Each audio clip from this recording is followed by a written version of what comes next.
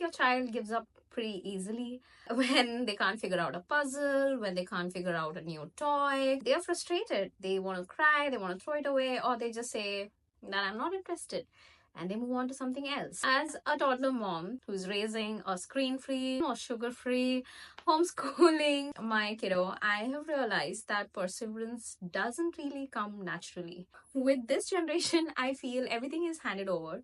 We are raising a set of privileged kids. Kind of gets difficult to instill this quality of not taking everything for granted, of not having this instant gratification, and actually having to work for it. Like, if you have something, you have to either earn it or you have to kind of wait for that thing to come towards you. One day I was just kind of wondering that, how do we instill perseverance in our kids? Because growing up, we didn't really have as much of a struggle, at least from the family that I have come in. School life was pretty okay, and then college I had to struggle a bit, and then things kind of fell in place.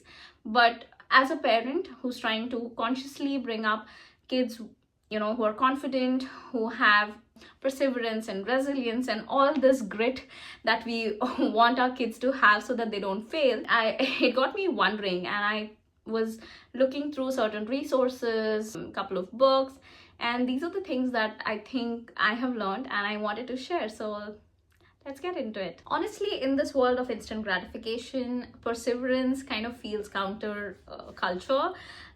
It's something that I feel no matter how hard you try, the world has to offer so many options, so many solutions in an instant, that it kind of gets difficult for you as a parent to focus and to bring that quality, to have them really work towards something and not give up, and also at the same time not feeling stupid while trying to figure it out. So I recently came across this growth mindset book. I'm not sure if you have taken a look at it. It says that children who realize that they're getting better at something when they're putting some effort into it, they are more likely to build this quality. So like I said, perseverance is not something that you can inherently born with. It's something that you build every single day with actions. And as parents, what can we exactly do in order to help them build that trait? Because it's about building confident and calm individuals who look at a problem and are not overwhelmed with it and are not running away looking for instant solutions, but rather these problem solvers who look at it in a way that, what, if I give it a try, maybe I can figure it out. Another theory that I've come across is where humans thrive if they have these three things.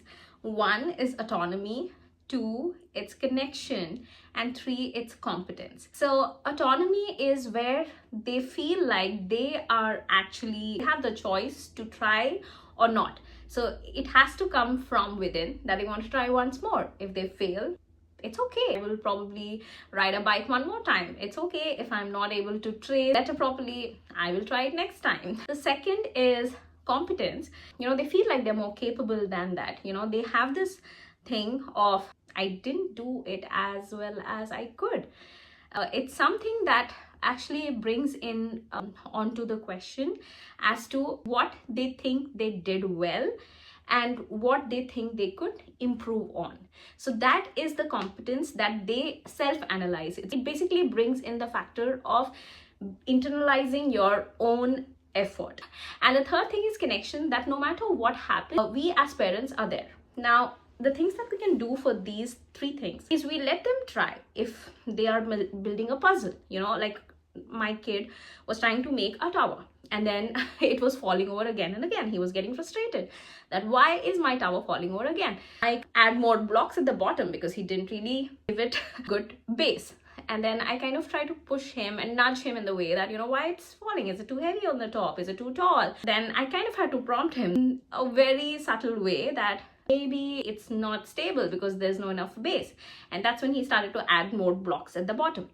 Now, I'm not sure if this is some sort of help. I'm trying to step back even further, but it's an effort even for me to kind of align myself with what he's trying to do and how we are trying to be in the same mind space as them in while participating with them. And then I had to ask him, did I help you? And he said no. Did you try to figure it out by yourself? He said no. And then I said, maybe I'll do it next time. And there are times where we as a parent want them to actually solve the problem without being frustrated. And for me, it's more like, you know what, if he doesn't solve this, he's probably going to end up feeling that he's stupid. And that's the reason why I really extend my hand to help. But it's kind of counterintuitive, because you're not just helping them not have this. It kind of lowers their confidence, in fact, when they are trying and failing, if they are in the safe space. If they're not in a safe space, yes, it might affect their confidence level. But if they are in a safe space and they fail in front of you, they're not going to be embarrassed. They're not going to be feeling that they're not capable enough. In fact, it has quite an opposite effect, which was an aha moment for me, to be very honest. Competence is, again, when it comes to the fact that they feel that they're capable of doing something better. Like basically letting them try new things in a low pressure environment, that they don't necessarily have to succeed. They don't necessarily have this time commitment that they have to finish XYZ in a certain time. Now, my son was recently cracking an egg when we were baking something, and he kind of dropped a little bit. And I asked him, he said, Mama, I'll do it better next time. That means he has this internal guide, where a scale rather, where he knows that he's done a better job a couple of days before and he's done it bad now. I didn't have to say anything. It's okay. I just gave him a napkin to kind of wipe it over. It's a very simple example, and he's too young, I guess, to have that internal scale in things that matter. But I believe it's something that we build every single day. And then the last thing is connection. It's basically this low pressure environment that you provide as a parent. It's something really hard for me because I sure is to kind of like, okay, let's go, let's finish this, let's do this, then we can have fun, then we can go to the pool, then we can do this. I think that's something that was new for me as well. Really let go of things, and kind of environment where he leads even in activities, and if we are missing in some activity for the day, it's totally okay. Yeah, to summarize, this was the second theory that I came across, where again, autonomy, competence, and connection. Basically having them to operate in a low pressure environment and realizing what they're good at, how well they can do it, and that you are there no matter what. An interesting thing that I came across, reading an article, I will link that in if I find that, is to ask yourself as an adult, what hard thing you did today, what fun thing you did today, and what was that something that you could do better today. And I think it's a wonderful way to kind of build in this gratitude, to build in something where you internalize your own actions, and then you have, at the end of the day, you have this recall of events, what you could do, what you would have liked to do better. And that's one thing I believe we should also put into our kids to ask them every night before they go to bed, one fun thing they did today. Maybe it was going to the park or riding a bicycle. What hard thing they did today. They didn't want to trace it, but trace a worksheet, and they ended up doing it. And they could do better was maybe finishing it earlier, or maybe kind of rewriting, things like that. I'll probably introduce this once they're kind of older. But I think these three questions really kind of bring that in, to internalize and have this internal scale, and also instill gratitude. Now, another thing is obviously affirmations. These affirmations kind of become their inner voice. I read somewhere that the way parent talks to a child till the age of 7 actually becomes their inner voice when they become adults.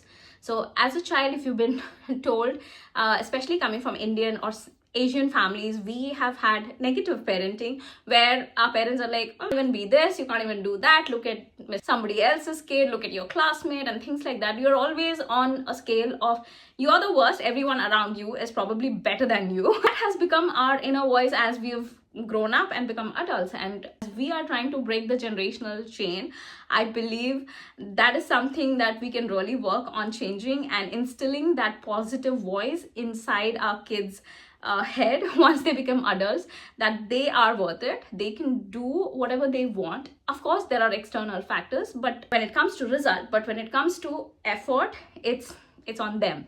We're not just teaching perseverance, we're rewriting the voice in their head. The one that says, I can try again, I'm allowed to get it wrong, and my worth isn't tied to how easy things come. As we say it to them, maybe we start believing it too.